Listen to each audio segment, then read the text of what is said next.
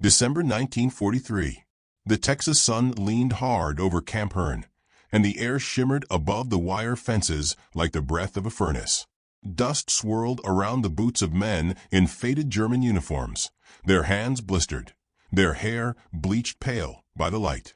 From a distance, they might have looked like any ranch hands on a day's work, except for the barbed wire glinting between them and freedom. A guard tower loomed nearby, but even the sentry leaning on his rifle seemed half asleep, lulled by the hum of cicadas and the rhythm of hammer and saw. Private Eric Weiss wiped sweat from his brow and muttered to his companion in disbelief, "Amerikaner bauen kein Lager." See Bauendorfer. Americans don't build camps. They build villages. Behind him, Corporal Dieter Schultz laughed, shaking his head. They had arrived expecting cruelty, starvation, chains, perhaps worse. Instead, they were building furniture for the mess hall, fed 3 times a day, and even offered cigarettes. It was not freedom, but it was nothing like the darkness they had been told to fear. The first weeks had been the hardest.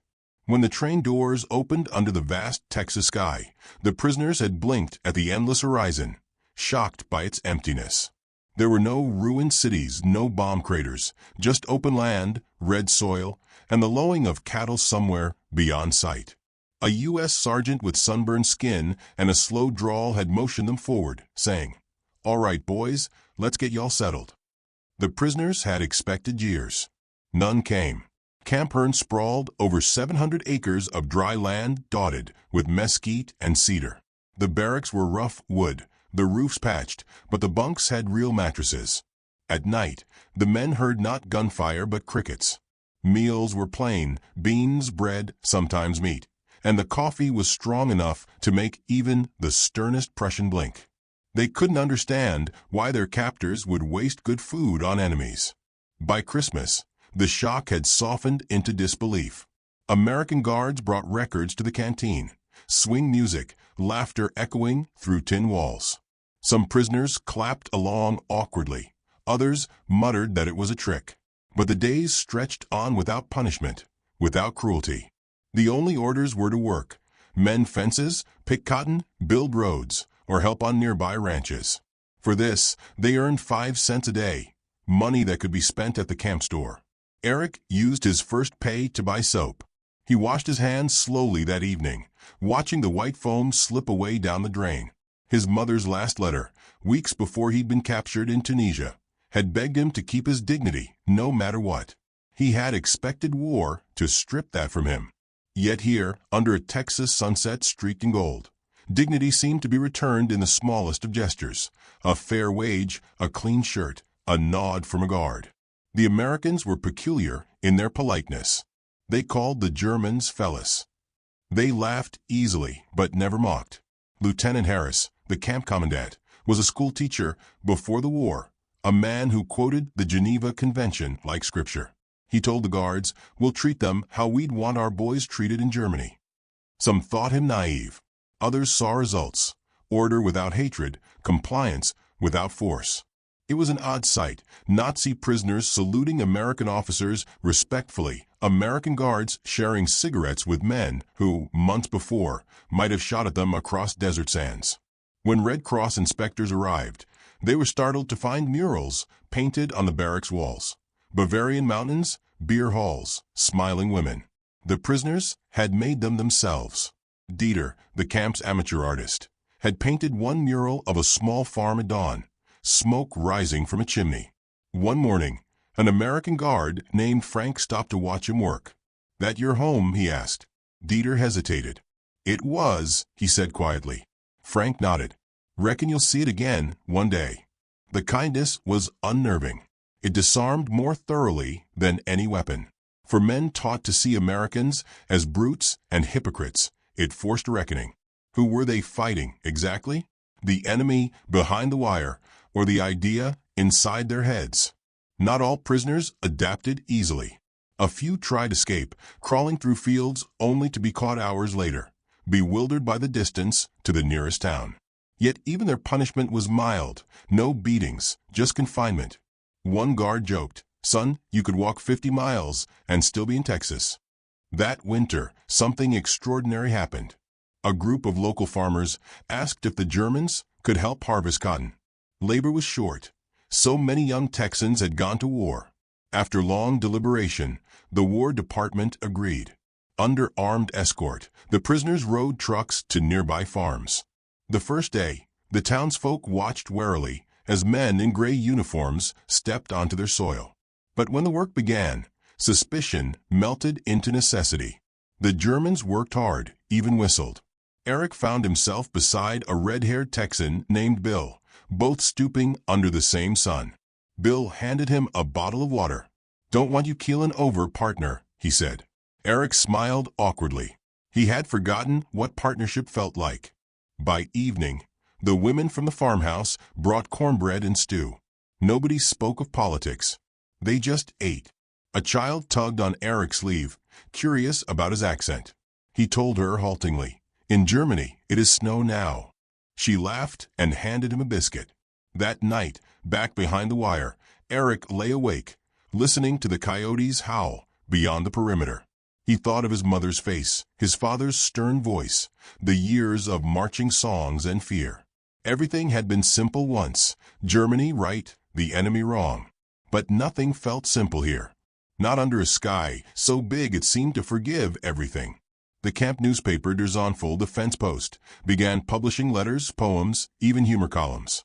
Some mocked the absurdity of life in Texas. Others marveled at its calm. One article joked, "We are prisoners of hospitality." Lieutenant Harris noticed morale rising on both sides. Fight stopped. Work quotas improved. He wrote in his logbook, "They behave as men when treated as men." It was a sentence that might have ended wars if more people had believed it. In the spring of 1944, Camp Hearn's garden bloomed. The Germans had planted rows of vegetables for the mess hall, and the Americans were impressed by their discipline. "They even pruned the okra like it's a military formation," joked one sergeant. When Harris allowed them to stage a Christmas play, the townspeople came to watch, Americans applauding German actors dressed as angels and shepherds. What the audience didn't see was how it changed the men performing. For the first time since capture, they felt human again.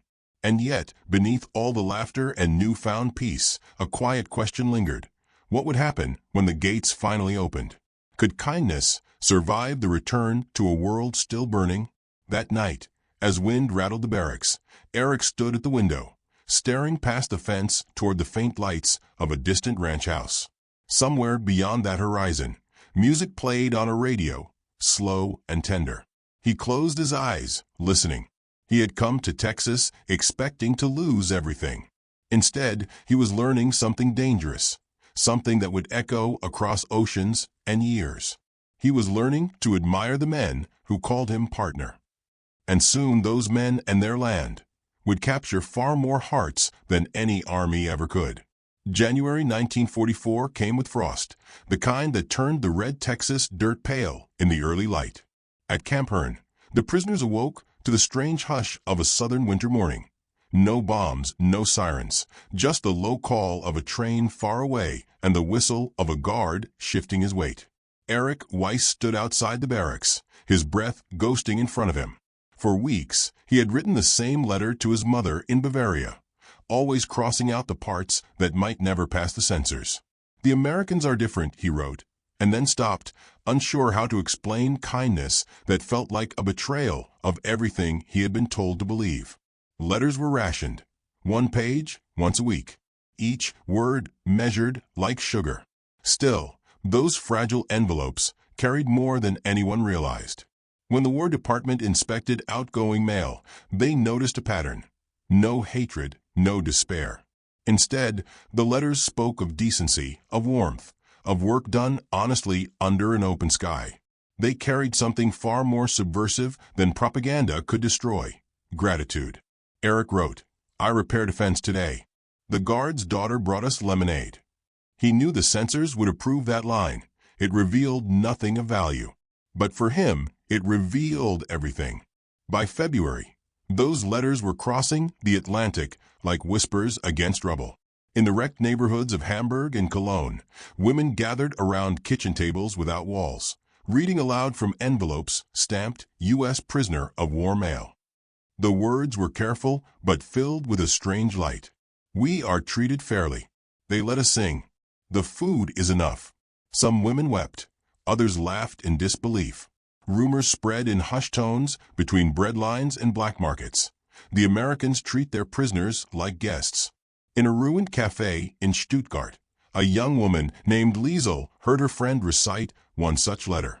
The words Texas Ranch and Cowboy made her blink, as though from another world. "Cowboys," she repeated, almost laughing. To her, the word meant fiction, novels with sunlit plains and heroes who tipped their hats. Yet the man who wrote it insisted the camps were real, that there were fences with open gates and guards who whistled tunes while the Germans worked. Back in Herne, spring began to bloom. The prisoners were permitted to build small gardens beside the barracks. When they tilled the soil, they found fossils and arrowheads, evidence of other lost nations who had once worked this land. Eric kept one in his pocket, a reminder that even the defeated could leave traces that endured. Lieutenant Harris introduced a camp newspaper, the Fence Post, edited jointly by POWs and American Guards. It printed news from both sides, Allied advances, German surrenders, football scores, and short essays about life in Texas. "This is democracy," Harris told them, half teacher, half warden. The Germans smiled politely, though few truly understood. Still, they wrote poems about freedom, irony dripping like sweat in the heat. One afternoon, while helping mend a ranch fence 10 miles from camp, Eric and Dieter were approached by a rancher's wife, Mrs. Caldwell. She was small, sharp-eyed, her hair tied in a kerchief. "You boys ever had cornbread?" she asked. They hadn't. She handed them a basket as if feeding stray animals. The bread was warm, crumbly, and sweet, so different from the coarse loaves of home that Eric nearly cried. Dieter muttered, "If this is captivity, may it never end." The farmers liked the Germans for their discipline. They worked quietly, rarely complained, and repaired tools with precision. Over time, the guards relaxed their rifles, sometimes even leaning them against fence posts. The POWs began teaching locals carpentry tricks, while the Texans taught them slang. Howdy became a running joke in the barracks, shouted with thick accents and exaggerated drawls. But not everyone approved. Local papers printed cautious headlines, "Enemy labor in our fields." Some families worried that friendliness blurred the line between right and wrong. One preacher warned from the pulpit that mercy toward the enemy may dull our will to victory. Harris ignored them. "Decency isn't weakness," he told his men. Yet he, too, wondered what kindness might cost. By late spring, Texas nights hummed with crickets and radio songs. From inside the camp, the prisoners could hear broadcasts drifting from nearby houses, swing music, laughter, sometimes the voice of Bing Crosby crooning, "I'll be seeing you." For men who hadn't seen home in years, the song felt like both promise and punishment. In June, the Red Cross allowed photographs. Eric stood beside Lieutenant Harris for one, both smiling awkwardly under the sun. The photo would later appear in a local paper with the caption, "Texas Humanity in Action." Copies were clipped and sent home to Germany through official channels. Some German officers in Europe called it American theater. Others quietly admired it. The letters continued. They spoke not of politics, but of moments, coffee shared, rain on tin roofs, a guard who lent a book. These fragments began to weave a new story about the enemy. In Germany, those whispers grew into legend. Women who read them began imagining Texas as a place of music and sunlight, where even prisoners could walk with dignity. When Liesel read of men working in fields with ranchers who smile like brothers, she felt something stir, envy, maybe, or hope.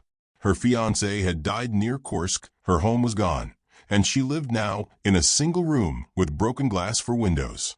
The idea of a place where enemies became neighbors felt impossible and irresistible. At Camp Herne, the same idea took root among the prisoners. During a late-night conversation, Dieter said, "When I go home, I will tell them everything. They will not believe me." Eric nodded. "No," he said softly, "but their children will." Months passed. The war turned.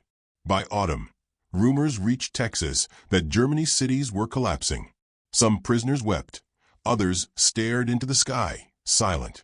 The guards said nothing, but their tones softened even more. When Harris announced the war in Europe was nearing its end, no one cheered. For many, peace now meant parting, from land, from friends, from the strange mercy that had kept them alive. That evening, as twilight settled over the camp, a group of prisoners gathered near the fence. Someone began to hum an old German folk tune, and across the wire, a guard joined in softly, whistling harmony. The melody rose over the prairie, neither victory nor defeat, just the sound of men remembering they were human. And far across the ocean, in the ruins of post-war Germany, women were beginning to whisper a new sentence, one born of those letters and of that song. If this is how they treat their prisoners, they said almost shyly, we want to marry Texas ranchers. Summer 1946 came to Texas with thunderclouds and the sweet smell of cut hay. The war had ended more than a year ago, yet in towns across the state, traces of it lingered like ghosts. The faint outlines of guard towers, the empty bunks in camps that once held thousands. Camp Hearn was quieter now. The fences sagged, the watchtowers unmanned. Only a handful of prisoners remained, men waiting for transport back to a Germany they no longer recognized. Among them was Eric Weiss, still wiry and sunburned, his English far better than when he'd first arrived. He had come to love the dry wind and the way the horizon stretched beyond reason. Leaving Texas, he thought, would feel like leaving the only place where he'd ever been treated as a man. Lieutenant Harris, now grayer and thinner, shook his hand one morning near the depot. You'll go home soon, he said gently. You've earned it. Eric smiled, though his heart twisted. It feels strange, he admitted. I have no home, only memories of one. In Germany, meanwhile, there were almost no men left to return to. Entire cities lay silent under layers of ash. Women like Liesel, who had survived on bread crusts and black market coffee, now wandered in search of work or meaning or warmth. Rumors about Texas had become something close to folklore. In refugee camps and relief centers, women traded stories about the land where even prisoners had stake. To many, it sounded like fantasy, a tale invented by those who couldn't bear the ruins. But then came the letters. By late 1946, the Red Cross began forwarding correspondence from former POWs to their families. One letter, written in neat, almost scholarly German, began to circulate among displaced women.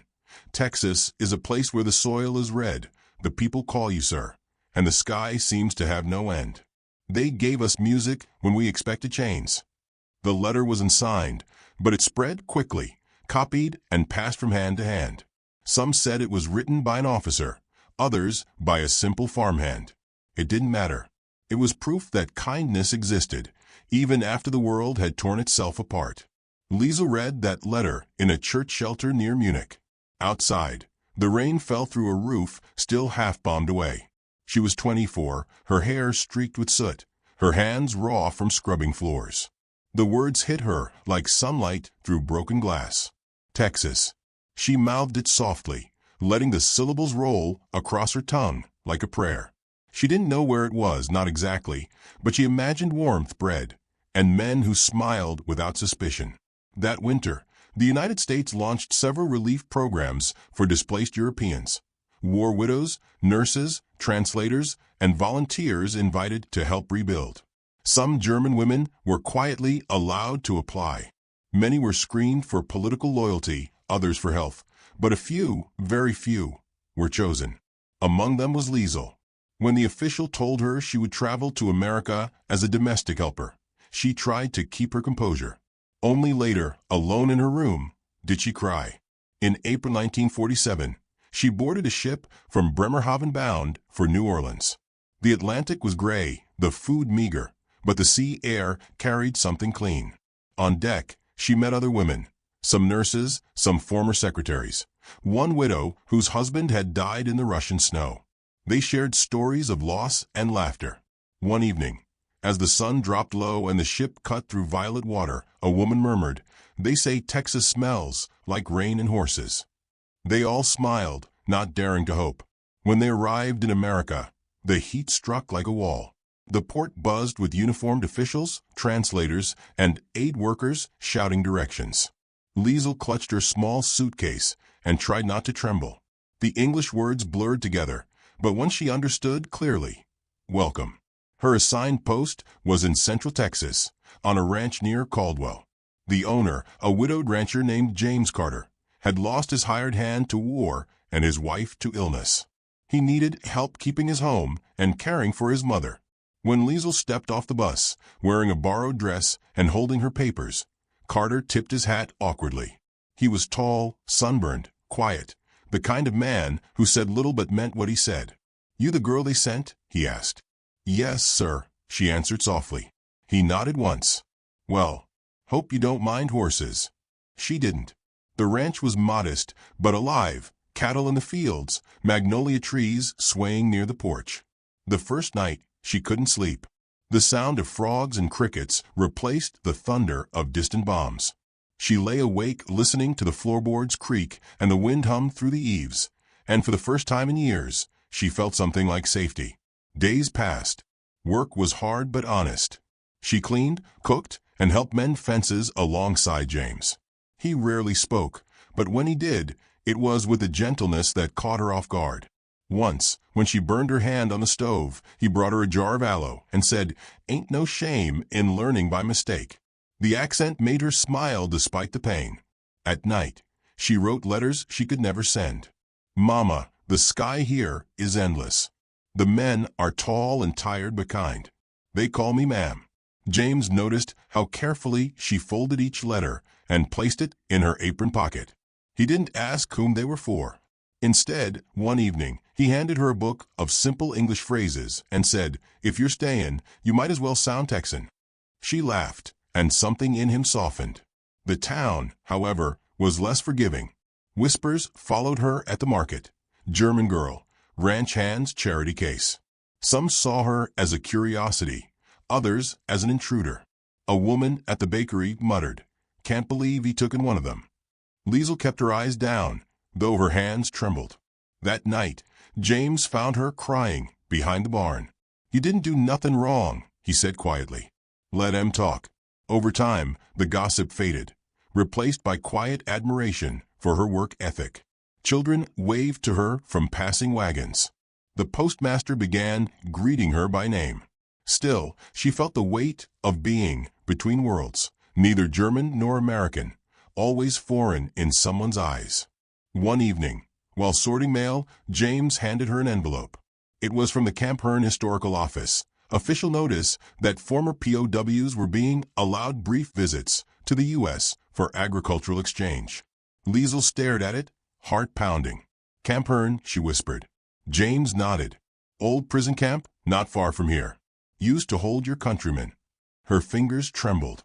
She had heard of it, the camp from the letters, the place that had started all the whispers about kindness in Texas. She realized with a sudden shock that she was living in the land those men had written about. That night, she stepped outside as lightning flickered over the plains. The air smelled of dust and rain.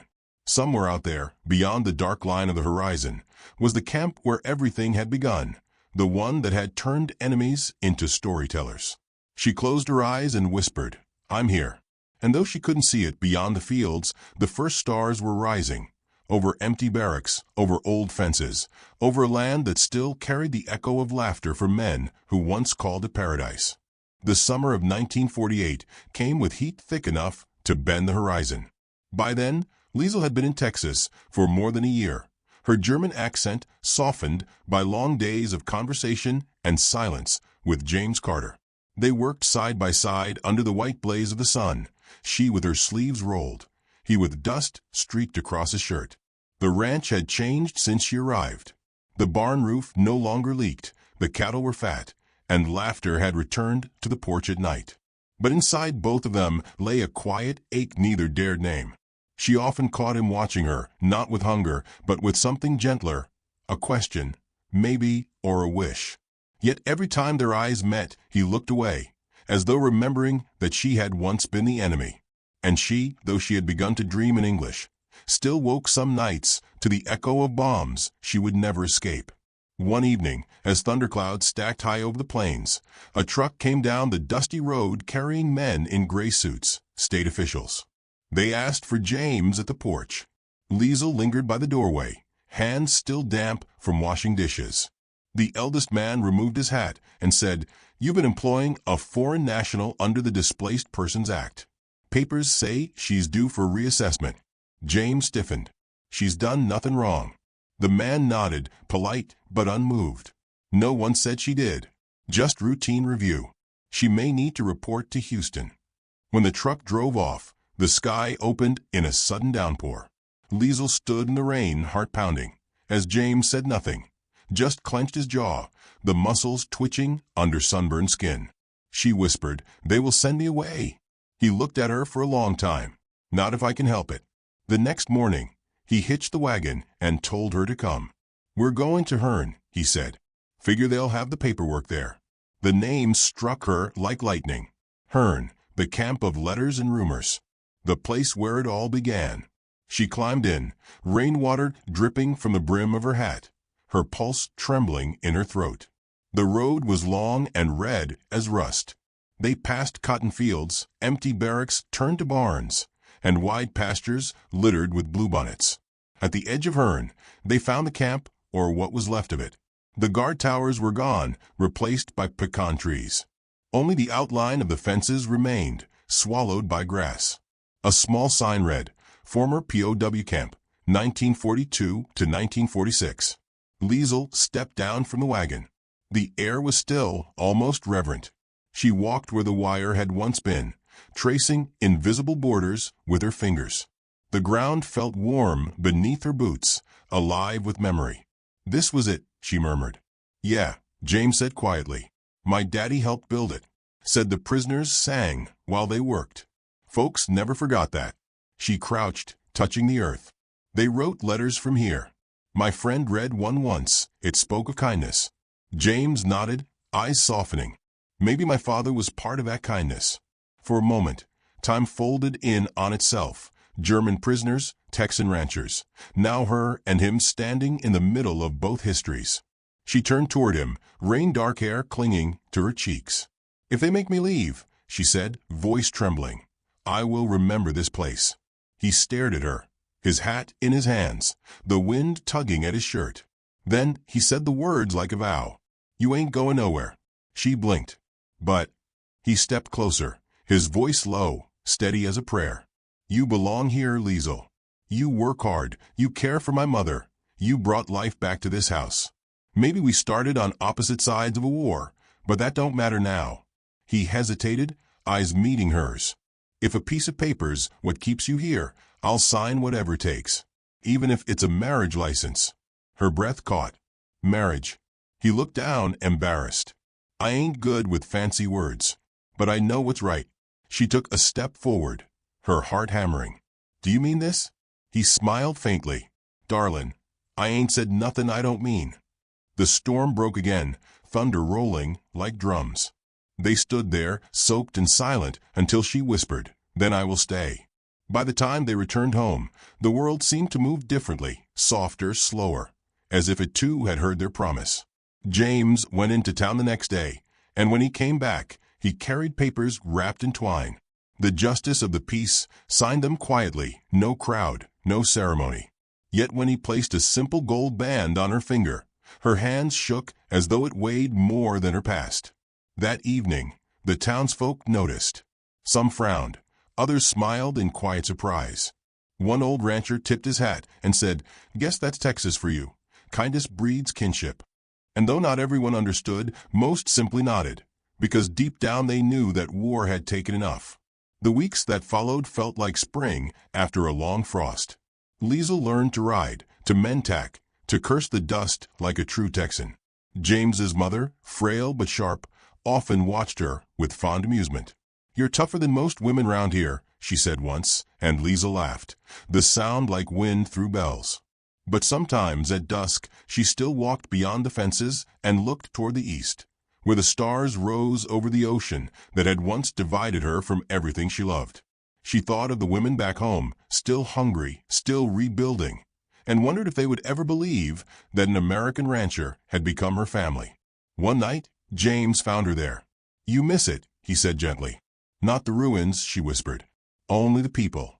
He reached for her hand. "Then write to them. Tell them what you found here." So she did. Her letters, filled with careful English and tender truth, traveled across the Atlantic just as the old POW letters once had. She wrote of red soil, of laughter, of a man who treated her not as a foreigner, but as a partner. And somewhere in post-war Germany, when her letters were passed from one woman to another, a new phrase began to spread, spoken softly, with wonder and longing. "We want to marry Texas ranchers."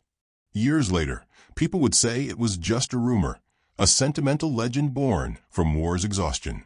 But those who knew the truth would smile, remembering the rain-soaked afternoon when a German girl and a Texan rancher stood on the remains of an old prison and turned it into a beginning.